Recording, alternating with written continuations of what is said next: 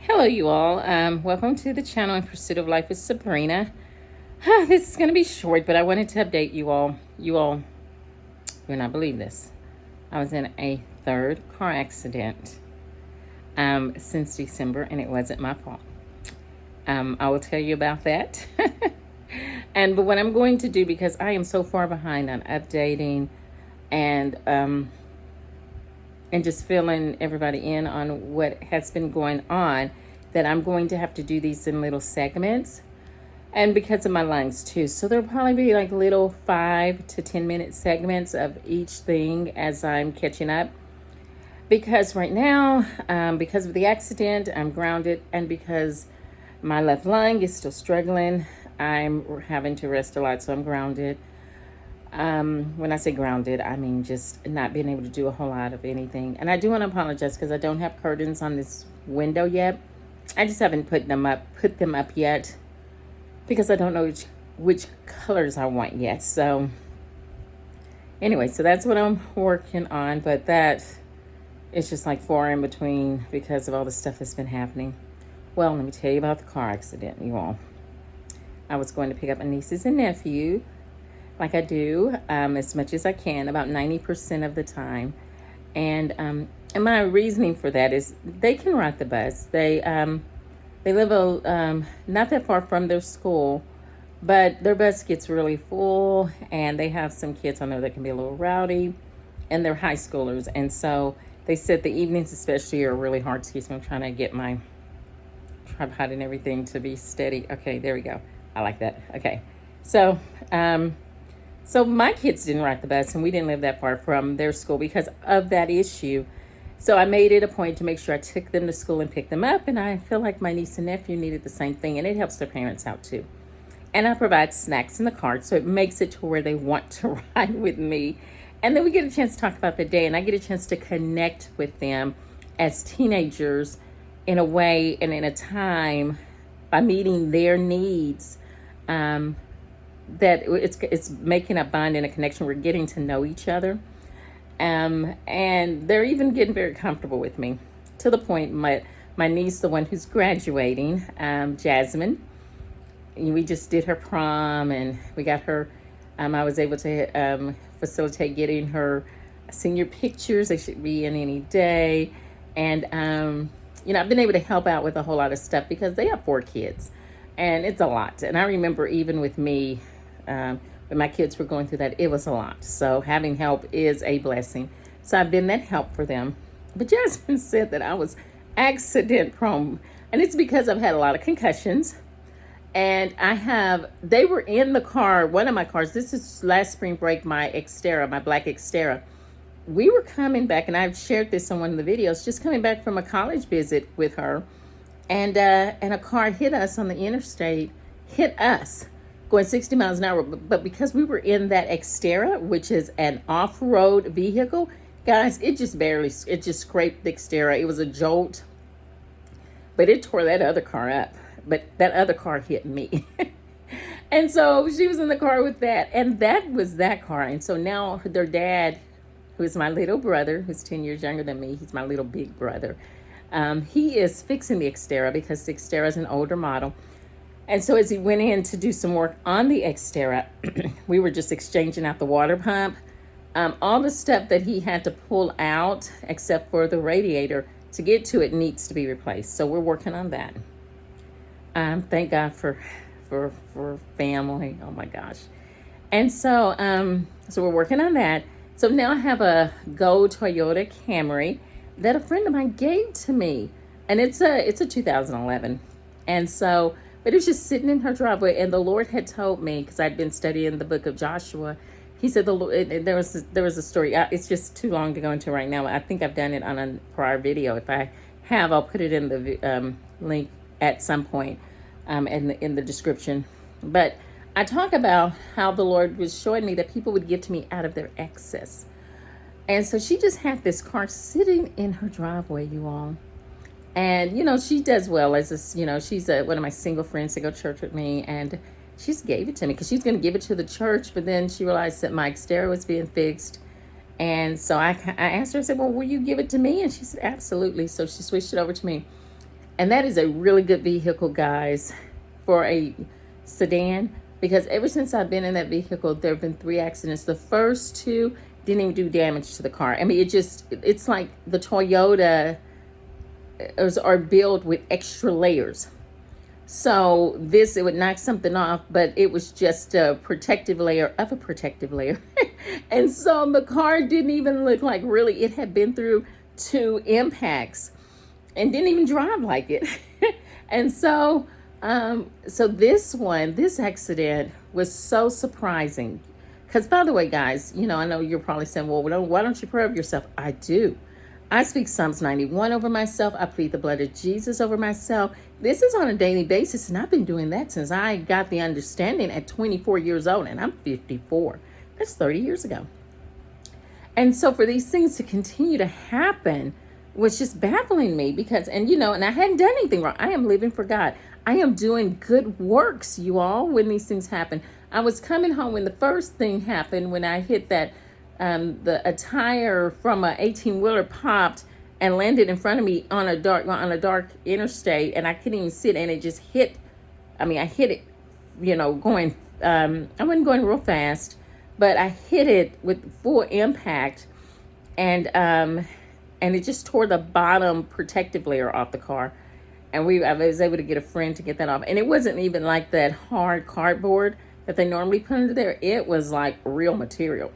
So we had to screw those off and get those off. And one of them we could have still put back on there, but we ain't gotten to that yet. And then the second one, I was just at a light. And I was the third one behind the light. And the person in front of us started going because the light was green. And then they just slowed down. They stopped. So me and the other cars in front of me, I was the 4th car in line. We saw them. So we immediately, stopped, slowed down too, because we were just starting. But the girl behind me, she said she was listening to music. She said she was listening to Christian music and praising God. So when she saw us going, she just pushed on her accelerator, and guess what? She rammed into the back of me. And it was enough to where my chiropractor had to adjust me even more. Both impacts were. And so but there was no damage to the car. I mean, it looked like there might have been a little indentation, but nothing major, nothing to put on someone's insurance claim. You could barely see anything. And so I just hugged her and we went on our way. I said, praise God, there's no damage. And I was already going to chiropractor, so I just went to chiropractor and she just worked on that. She said it was very little damage to the spine. She just straightened it back out. So this time I was just turning in to go pick up the kids. And, the street they live on is right by Baylor University. Well, it's down the street from Baylor. And they live a little bit into the country, a country area from the city. You cross the interstate, and then their neighborhood is there. And it's not that far from their school. It's not that far from everything. There's a lot of land. And so I'm turning, and the speed limit I think it's like 60, 65 on this stretch of road. And I'm slowing down to turn. I look behind me in my rearview like I always do because that intersection is dangerous. My mom had an accident at that same intersection from someone doing the same thing to me. They did it to her. And so I'm slowing down. I put on my blinker. And this car, I don't even know where it came from, comes in front of me as I'm turning, you all. And I wasn't going fast. They were going fast. And they hit me. And it spun their car, and they went further down into the grass. And I couldn't believe it. As it was happening, I was thinking, I cannot believe this is happening again. I did nothing wrong. I am making a correct turn. Didn't even see this car. And they came speeding from around. And they were going so fast that she couldn't slow down. She didn't expect me to turn, but I had my blinker on. And so, anyway, and you would think that after that, they would have been kind. They were not. They were so obnoxious. It was 2 girls. They were so obnoxious. And they were, so she hit us. And she on the phone just making all kinds of craziness. I went over there to make sure they were okay. They're like, ma'am, you slowed down. I said, yeah, you have to slow down and turn. You didn't have your blinker on. I said, yes, ma'am, I did. And then when they were argumentative, I just called 911. And they sent the sheriff. Because as I'm trying to talk to 911, they are still trying to argue with me and stuff, and just walking up and down and crying and all of this stuff. And so, and I'm like, okay, it's gonna be okay. And so I called my brother, and my sister-in-law, was down the street. So she came walking down the street. My brother left his job when I told him what was going on so that he could be there. And then my mom, she decided to call into work and just be there too. And so they're just acting crazy. They sent a sheriff because DPS because that stretch of the road is considered a highway. A DPS agent was coming, but he was doing another call over an hour away. And he was the only DPS agent working yesterday for 2 counties, which is crazy. But that was just, I guess they just had people call in or stuff. So we're sitting there waiting for the people, 911 operator, when he heard them, that's when he sent the sheriff to sit and to make sure everything's fine. And he just said, don't talk to them. So I didn't. And my brother came and he just stood there and they're just back and forth, just. And then all of a sudden the other girl started talking to other people on the phone like she was the one driving. And we knew something was up. And so as time went on, after about an hour of us waiting, it wasn't real hot. People were saying, they asked the DPS agent, would it be okay if we exchanged just our driver's licenses and our insurance information and go on? But when I turned my vehicle to turn it in after it got hit, I noticed that the steering wasn't well. And I'm like, no, I need the police report. And first they were saying, oh, there's nothing really wrong with her car. Our car is the one that's all messed up. But that didn't move me. I didn't even say anything to them. They were trying to bait us for some reason. And I'm like, I'm not going to say anything. I'm going to stay at peace. And I didn't talk to them. Then one of their relatives came, and it was their grandmother. Well, come to find out, their grandmother and my mother knew each other. And so they got to talking, and she was real friendly and just seemed like a very good Christian woman. And we were just calm. We weren't saying anything to them. We were just standing there waiting. And the sheriff was talking to us. He was talking to them, and they kept changing the story, and it kept getting worse and worse. And I'm like, yeah, something's up. So I'm not moving. Then even the sheriff got a little upset because he was just wanting me to do that. I said, sir, I don't know what all is wrong with my car. And I don't even know what's always wrong with me because I have a lung condition and a heart situation. I need to make sure I'm okay. So we ended up calling an ambulance right away. And I told the grandmother, I said, the reason we're calling is because I do have a partial collapsed lung and I do have a lung situation that is flared up and a heart condition that when I go through things like this, the congenital heart defect, the right side of my heart is working really hard. So when situations like this happen, I have to make sure I'm okay. So the ambulance came and they checked me out and my blood pressure was crazy high. Now my blood pressure sits low, period. And if I'm at like 140 or 130, I'm in pain. That's how we know I'm in pain. I was like way up there, close to 200. And they were concerned because, just because of my history.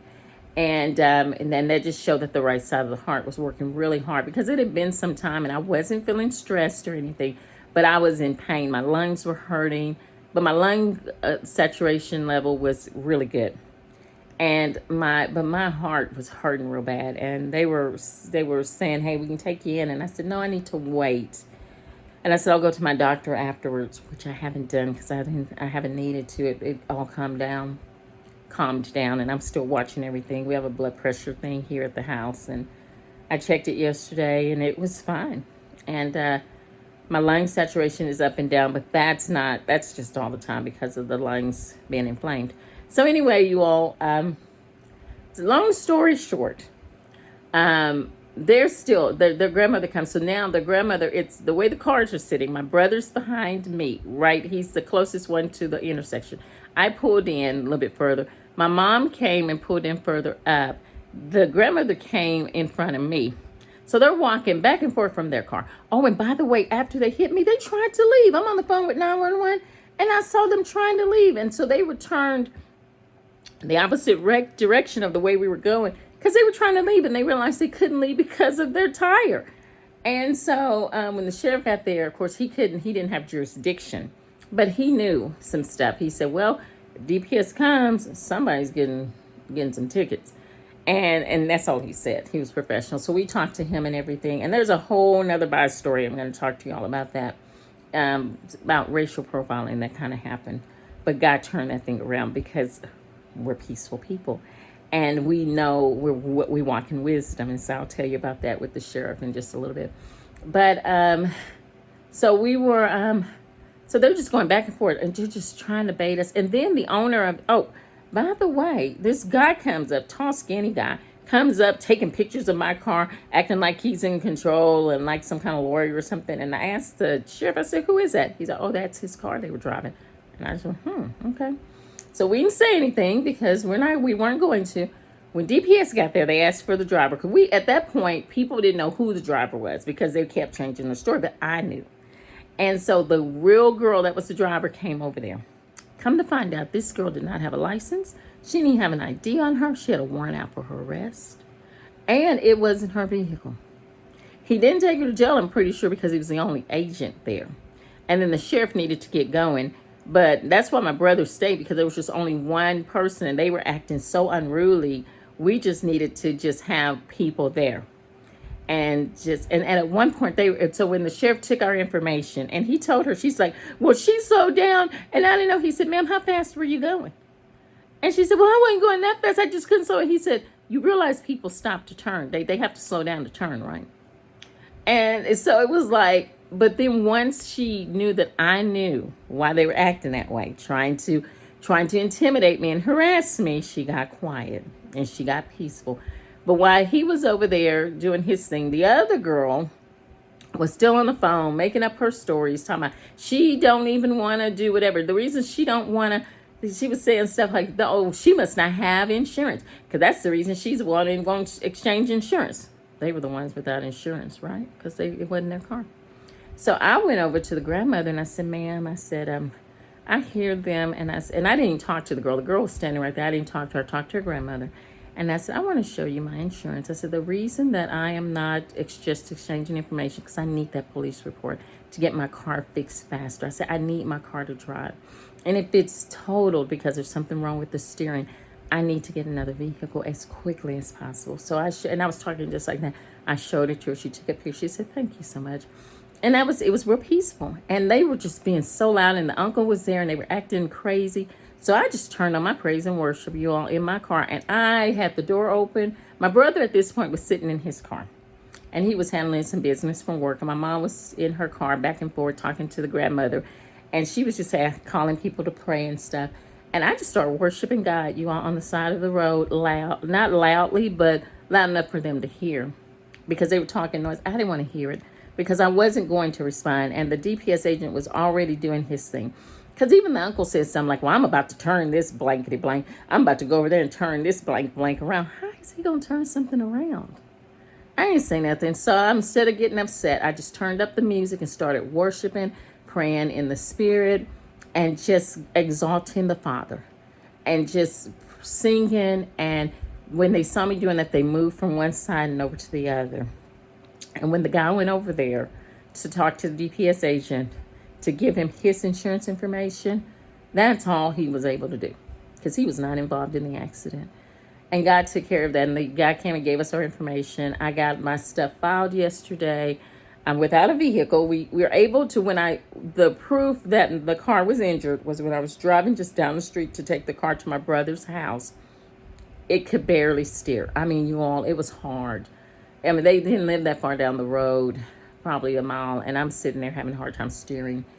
And so we parked the car, and my brother took me to the house, and I did my insurance information. And at this point, my chest is hurting. I'm checking my oxygen level. It's just kind of up and down. And, excuse me. I knew that was going to happen. Sorry, guys. But I don't want to redo this. And so I just, I started thin from the stuff. And I was like, Lord, I don't know what's going on. I just don't. And I prayed. I said, I need a point of reference scripturally. What is going on? And he just said, just continue to read Ephesians. I just felt like the Holy Spirit said, just continue with Ephesians. So I continued reading Ephesians. There's something on my, sorry guys. And it got to Ephesians 2 this morning. It's about 3 o'clock in the morning. I was listening on the Bible app, and it said that we were created before the foundation of the earth. There were good works.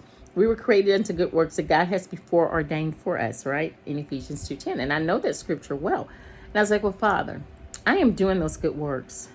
I need you to continue to provide for me. So then one of my friends, I used to go be on an online church with Pastors Larry and Loretta Huggins. I love them, their ministry. They're right now out of Spain. And during the pandemic, I was a part of their church. It was an online church. People from different parts of the world were part of it in the United States. And I made some really good friends, you all, through them. And one of them is Joy. And Joy's on the East Coast. And I left a message with her, a voice memo telling her what all had happened. So Joy called me about, I guess it's about 6 in the morning, because she gets up early, and 6 or 7. And she told me, she said, she was praying about it, and the Lord gave her, she knows I always need a scriptural reference.